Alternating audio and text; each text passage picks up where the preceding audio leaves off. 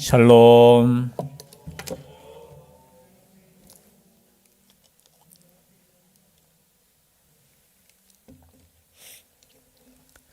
예, 감사드립니다. 하나님의 은혜 가운데 살고 있음을 감사할 수 있기를 바랍니다. 우리가 하나님을 찬양하고 예배자로 선다는 것 자체가 하나님의 은혜 가운데 있는 증거입니다. 그 은혜에 언제나 감사하시고 또 기쁨과 감사함으로 하나님께 나아갈 수 있는 우리가 될 수 있기를 바랍니다. 오늘 1절 말씀에 특별히 유다서, 여러분 유다서 잘 읽지는 않죠, 그렇죠? 우리가 성경 통독할 때 한 장밖에 없습니다. 유다서. 유다 하면 누가 생각나요? 가룟 유다 생각나죠. 가룟 유다는 아니고 여기 유다는 누구냐? 예수님의 형제 유다입니다. 오늘 1절에 보니까 예수 그리스도의 종이요 야고보의 형제인 유다는, 여기 야고보는 누구죠? 또 예수님의 형제이면서 초대교회의 기둥이면서, 그리고 야고보서의 기록자입니다. 야고보서가 하나님께서 이 야고보를 통해서 주신 말씀이에요. 그래서 야고보의 형제가 누굽니까? 유다. 육신적으로 보면 예수님의 친동생이죠. 예수님의 남자 동생 4명의 형제가 있습니다. 야고보, 그죠? 그리고 누굽니까? 유다, 시몬, 요셉. 4명이 예수님의 동생이에요. 또 뭐 어떤 사람들은 가톨릭입니까? 예수님의 사촌이었다 하면서 이렇게 주장하는데, 그럴 필요 없어요. 예수님은 인간으로 오셨어요. 육신의 몸을 입고 이 땅에 오셨어요. 마리아를 자꾸 이제 높이려고 하다니까 이제 예수님만 나았다 이렇게 주장하려고 하니까 자꾸 이상한 데로 빠지는. 여러분, 사람 높이는 거는 의미 없어요. 그렇죠? 아무리 의미 있게 쓰임 받았다 할지라도 우리는 하나님의 영광을 위해서 오직 예수 그리스도만 높이는 그 신앙으로 살아야 되지, 자꾸 사람을 높이려고 하다 보니까 이제 그렇게 되는 거예요. 사촌이었다 하고, 그 뒤에 보면 누이들도 있다 했는데 그 누이들도 또 사촌입니까? 그렇지는 않죠, 그죠? 그런데 그 유다가 어떻게 해요? 또 이렇게 자신을 표현합니다. 그리스도의 종이라는 거예요. 예수 그리스도의 종이라는 거예요. 육신으로 따지면은 그죠? 그냥 형이지만 어떻게 해요? 그분은 그냥 형이 아니었고 하나님의 아들이었다라는 것을 고백하는 거예요. 형제가, 그죠? 형제가 어떻게 해요? 나는 그분 앞에 종입니다, 종. 그리스도의 예수 그리스도의 종이요 야고보의 형제인 유다는 부르심을 받은 자 곧 하나님의 아버지 안에서 사랑을 얻고 예수 그리스도를 위하여 지키심을 받은 자들에게 편지하노라. 이게 서신서죠, 그죠? 편지. 그 뒤에 나오는 거 오늘 읽었지만 왜 편지하는 이유에 대해서는 나오는데, 편지하는데 누구에게 편지하느냐? 첫 번째 뭐예요? 부르심을 받은 자. 부르심을 받은 자가 누굽니까? 성도라는 거예요. 성도. 부르심을 받은 자. 여러분, 우리가 하나님께서 부르시지 않으면 우리는 예수 그리스도를 믿을 수 없어요. 신학교 가면 보통 구원의 서정, 구원의 순서라고 해서 배우거든요. 루터도 칼빈도 여러 신학자들이 다 조금씩은 달라요. 그러나 가장 중요한 게 뭐냐? 부르심, 소명. 그리고 그죠? 소명 다음에 순서가 까진데 또 헷갈리네. 제가 칼빈 거 하고 막 여러 가지, 그리고 중생, 그리고 회심, 이런 순서가 있는데 순서대로 이렇게 반드시 이루어진다는 것은 아니에요. 그러나 이런 단계를 거쳐서 마지막 영화의 단계까지 가는, 그죠? 견인, 성화, 견인, 영화의 단계까지 가는 이런 구원의 순서를 이렇게 보통 신학교에서 이렇게 배우는데요. 그것이 순간적으로 한꺼번에 일어나는 경우도 있고요. 저 차츰 그런 구원의 역사 속에 우리가 평생에 걸쳐서, 그죠? 이루어지는 그 구원의 역사 속에 가장 먼저 일어나는 게 뭡니까? 부르심인 거예요. 물론 그 전에 뭐가 있겠어요? 예정이 있겠죠. 하나님께서 태초 그냥 이 세상이 있기 전부터 예정하심이 있겠지만 우리를 향한 그 부르심이 첫 번째 구원의 시작인 거예요. 제가 항상 누누이 강조하는 이유가 그거예요. 여러분, 이 자리에 오는 것 자체가 부르심이 없으면 나올 수 없어요. 오늘은 시간이 되니까 내가 예배 드리러 가야지, 아니에요. 그 마음을 주신 것도 누구셔요? 하나님이시라는 거예요. 그래서 성도는 뭐냐? 첫 번째, 부르심을 받은 자라는 거예요. 그럼 내가 교회 나오신 분 아니에요. 하나님께서 나를 이끄셔서 나를 이 자리에 앉히셨는 거예요. 여러분, 그래서 구원의 증거를 대바라 하면은 이 자리에 있는 것 자체가 구원의 증거예요. 왜냐하면 하나님께서 우리에게 이 자리를 허락하시지 않으면 우린 나올 수도 없어요. 우리가 주님의 이름을 높이며 찬양하잖아요. 이건 그냥 찬양하는 것 같지요. 여러분, 하나님께서 우리의 입술을 여시지 않으면 찬양할 수 없어요. 내가 예수 믿는다고 고백하는 거, 이것도 내가 내 입술로 그냥 뭐 거짓말도 할 수는 있겠죠. 어쩌면, 그죠? 나 예수 믿어요, 이렇게 거짓말도 할 수 있겠지만 그냥 마음속에서 내가 예수 그리스도를 믿는다고 고백할 수 있는 것도 하나님의 은혜예요. 하나님의 의에서 이루어지는 거예요. 그래서 성도는 뭐냐? 첫 번째 기억하십시오. 부르심을 받은 자. 나는 하나님의 부르심을 받은 자다. 여러분, 그게 나다는 거예요. 그리고 두 번째 나오는 단어가 뭐가 있습니까? 곧 하나님 아버지 안에서 무엇을 얻었다고요? 사랑을 얻었고. 여러분, 예수 그리스도를 믿는 것 자체가 하나님의 사랑의 증거인 줄 믿습니다. 사람들은 이렇게 생각할 수 있잖아요. 목사님 너무 힘들어요. 아니, 다른 사람들은 하나님께 이렇게 축복받고 사랑받고 이렇게 사는 것 같은데 나는 왜 이렇게 힘들어요? 나는 사랑을 안 받는 것 같아요. 이렇게 생각할 수 있어요. 그죠? 그건 세상의 비교적인 거예요. 벌써 눈이 그 정도 되면은 안 돼요. 우리는 예수 그리스도의 그 십자가의 사랑을, 그것을 믿는 사람이에요. 그 십자가는 다른 사람을 위한 게 아니에요. 나를 위한, 여러분, 누가 내 대신 죽겠습니까? 진여가, 네 대신 누가 죽겠어? 옆에 봐, 옆에. 여러분, 생각해 보세요. 나를 대신해서 죽을 수 있을 정도로 나를 사랑한다는 그분이 있다면, 뭐 우리는 뭐 옆에 사랑한다 하지만 글쎄요. 근데 자식은 사랑할 수 있을 것 같아요. 뭐 자식은 부모님은 그 정도는 아닌 것 같아요. 생명을 대신해서 뭐 글쎄요, 그거는 모르겠는데 자식에 대한 사랑은 어떻게 해요? 내가 생명을 다해서 내 생명을 바꿔서라도 살릴 수 있다면은 그걸 왜 그런 마음을 부모에게 주셨느냐? 하나님의 사랑을 깨달으라는 거예요. 내 자식 사랑하는 그 사랑을 통해서 뭐예요? 내가 그 마음을 준 거, 아버지가, 하나님 아버지가 내가 너희들을 자녀처럼 그만큼 사랑한다는 거예요. 그 증거로 예수 그리스도 뭐예요? 맏아들, 그 아들을 주셨잖아요.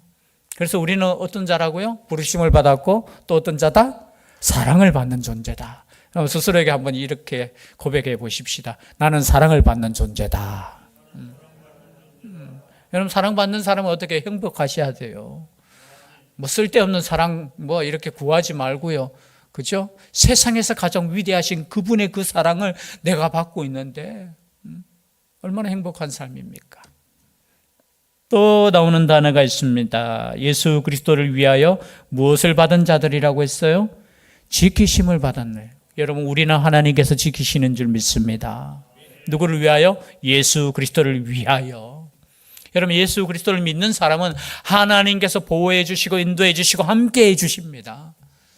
제가 축도할 때 끊임없이 이야기하잖아요. 함께 하시고 보호하시고 인도하시는 거. 제가 처음에 목사 안수 받을 때 기도하면서 이제 안수를 어떻게, 물론 이렇게 정해진 단어가 있잖아요. 그죠? 할 때 기도하는 가운데 받은 단어가 이 세 단어예요. 성령께서 함께 하시고 보호하시고 인도하심. 그 성령의 함께 하심이죠, 이거 자체가. 지금도 우리 하나님께서 우리와 함께 하시는 줄 믿습니다. 지키시는 거예요. 그런데 뭘 지키느냐? 여러분, 뭘 지키기를 원하십니까? 가장 중요한 게 뭐냐? 믿음을 지키시는 거예요. 나에게 믿음이 있다는 것 자체가. 그래서 제가 항상 뭐 우리 어르신들 보면서 이 나이 때까지 믿음으로 사신 것 자체가 정말 은혜인 줄 믿습니다. 제가 저 젊을 때는 우리 장로님들이 바라보면서 난 저 나이까지 어떻게 믿음으로 살까? 얼마나 많은 유혹이 있을 거고 시험이 있을 건데. 근데 이제 이 나이쯤 되니까 나도 얼마 안 남았다. 이 믿음을 지킬 수 있는 것도 하나님의 은혜이신 줄 믿습니다. 뭐 지키시는 거예요. 물론 환난 가운데서도 지켜주시고 여러 가지 시험 가운데서도 지켜주시는, 모든 지켜주시는 그 받은 자들에게 편지한다는 거예요. 그 사람이 누굽니까? 성도, 바로 우리라는 거예요. 그리고 2절 말씀입니다. 2절 말씀 다시 한번 우리 함께 읽겠습니다. 시작.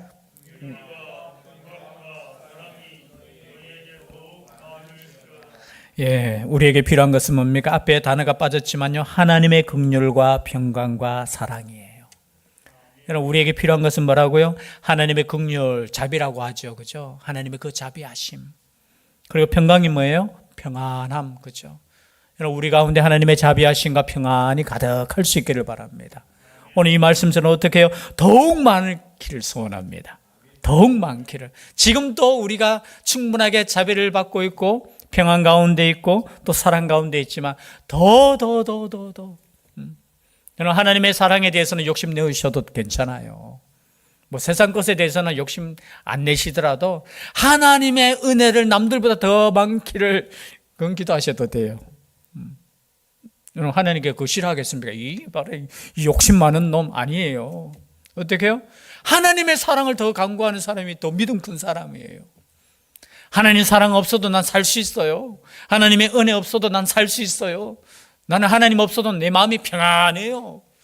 하나님 좋아하시겠습니까? 아니에요. 하나님 없이는 난 살 수 없어요. 하나님의 자비하심 없이면, 용서하심 없이면 나는 못 살아요. 하나님 사랑 없으면 나는 못 살아요. 하나님께서 주시는 그 평안 없으면 나는 불안할 수밖에 없어요. 하나님이 주시는 것에 여러분 간절히 이렇게 어떻게 해요? 우리로 표현하면 곱으로 우리가 받을 수 있기를 바랍니다. 지금 유다는 그렇게 너희에게 더욱 많기를, 이게 뭐냐, 많을 찌어다는 뭐 많기를 기도합니다, 이런 뜻이에요. 이 찌어다 이런 뜻이. 그리고 이제 이 서신서를 쓰는 목적에 대해서 말씀하고 있습니다. 3절입니다. 사랑하는 자들아, 우리가 일반으로 받은 구원에 관하여 내가 너희에게 편지하려는 생각이 간절하던 차에 성도에게 단번에 주신 믿음의 도를 위하여 힘써 싸우라는 편지로 너희를 권하여야 할 필요를 느꼈노니.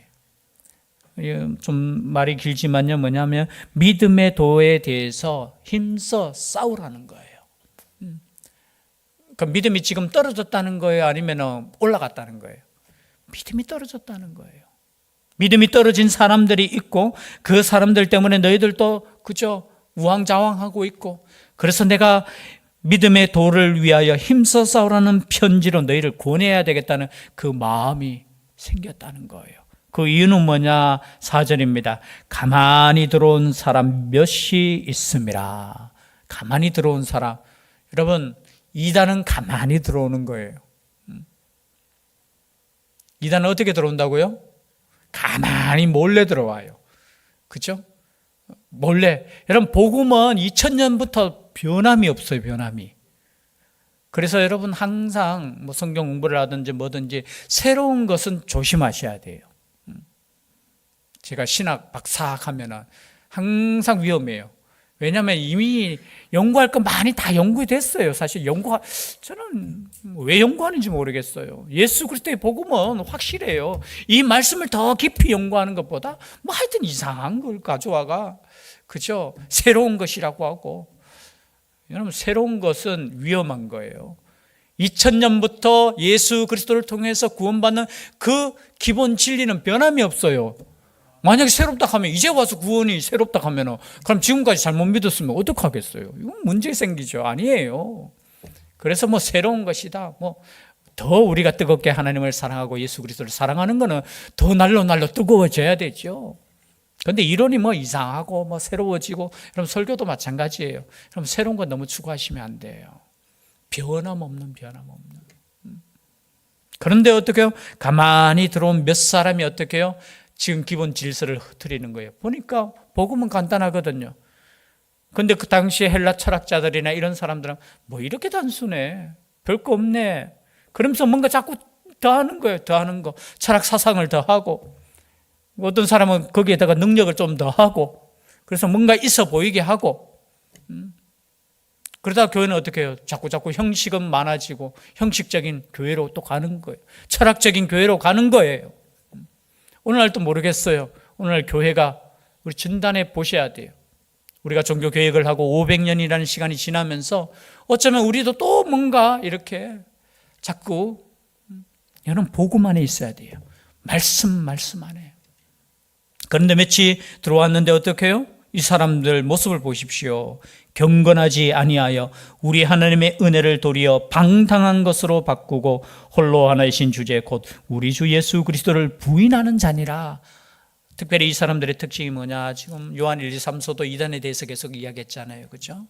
그래서 예수 그리스도만이 우리의 구원자시고 그가 전하신 그 말씀으로 우리가 산다. 그것이 사랑하는 것이다. 명확하게 이야기했듯이 여기도 마찬가지예요. 이단이 들어와서 하는 말이 그냥 경건하지 않아요. 뭐냐? 우리는 구원받았기 때문에, 특별히 영지주의자는 뭐예요? 우리는 지식을 깨달았기 때문에, 영적인 진리를 깨달은 사람이기 때문에 육신적으로 뭐 죄 짓는 건 괜찮아. 여러분 가만히 보세요. 이단들이 다 육신적인 범죄가 있어요. 그런데 그것을 뭐예요? 괜찮다고 봐요. 가만히 보세요.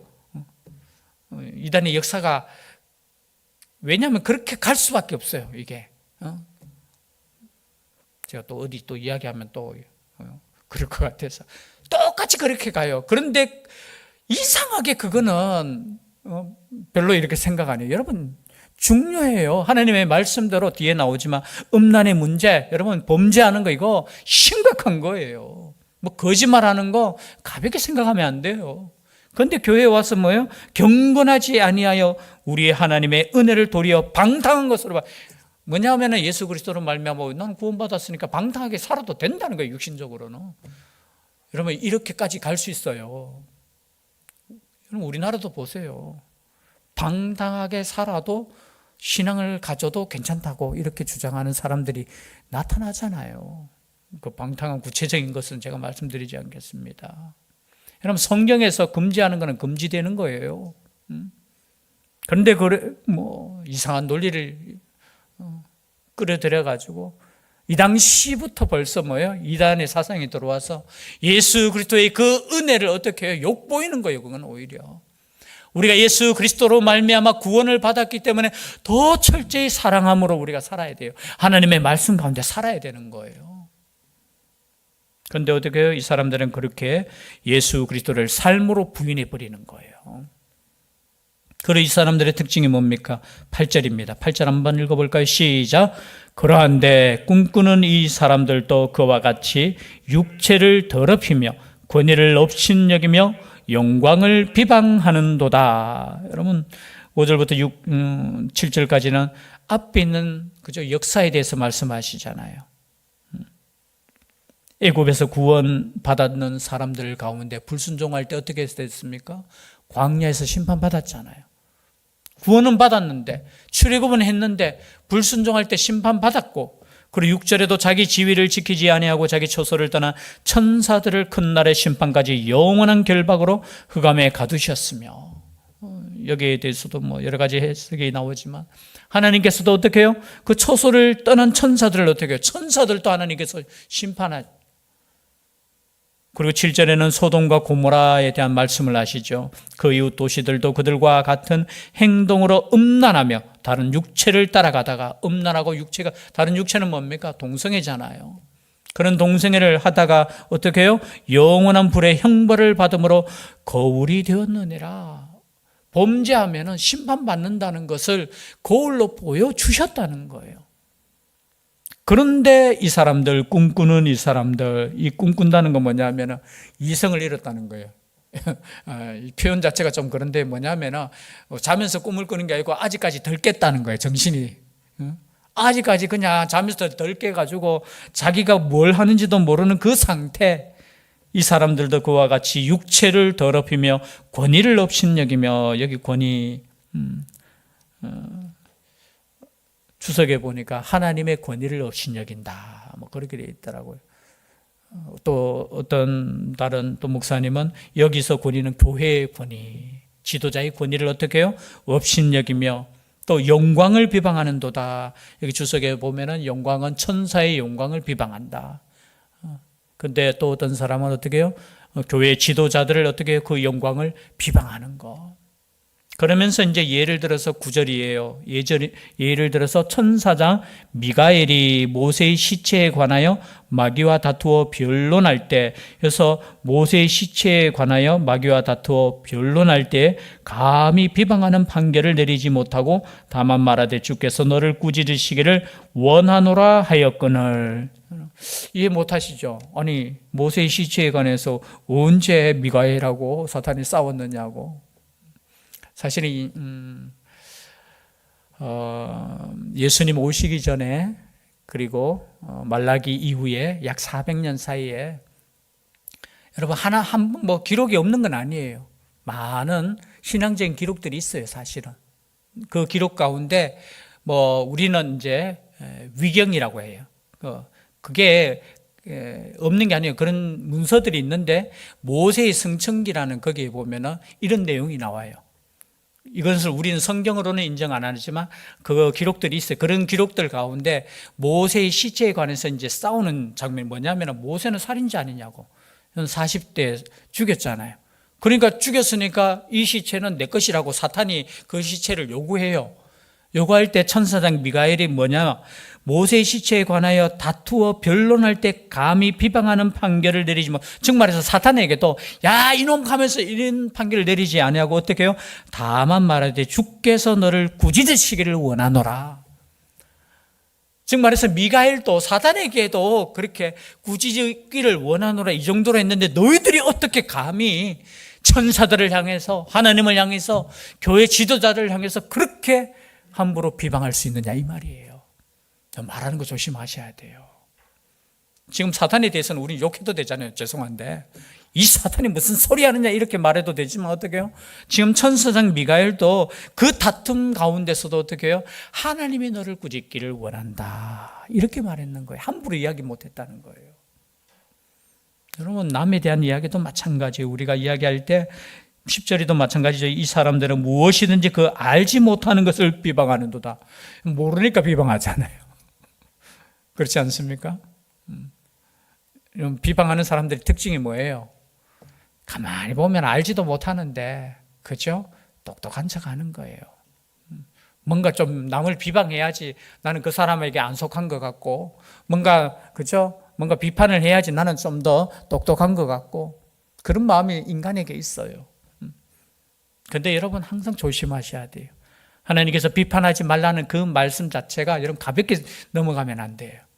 그런데 감히 어떻게 해요? 교회를 향해서, 하나님을 향해서, 천사들을 향해서 그렇게 비방하고 비판하는, 그게 뭡니까? 교회에 가만히 들어온 자들이 그렇게 했다는 거예요. 그래서 이 편지로 너희들의 믿음을 다시 한번 서야 되겠다는 그 마음을 품었다는 겁니다. 오늘 여기까지 하겠습니다. 여러분, 우리가 믿음 가운데 있는가 다시 한번 돌아보기 전에 나는 누구인가? 나는 누구예요? 부르심을 받은 자다. 그죠? 나는 보호하심을 받고 하나님의 사랑을 받는 자다. 그리고 나는 변함없는 그 믿음 가운데 나는 설 것이다. 그렇게 결단하는 이 시간 될 수 있기를 주의 이름으로 축복합니다. 기도드리겠습니다. 사랑의 하나님, 감사드립니다. 오늘도 하나님의 말씀을 우리가 함께 묵상하며 나누며 하나님의 뜻을 깨닫게 됩니다. 이 믿음 안에 있게 하여 주시옵소서. 함께하여 주시기를 간절히 원하옵고 예수님 이름으로 기도드리옵나이다. 아멘.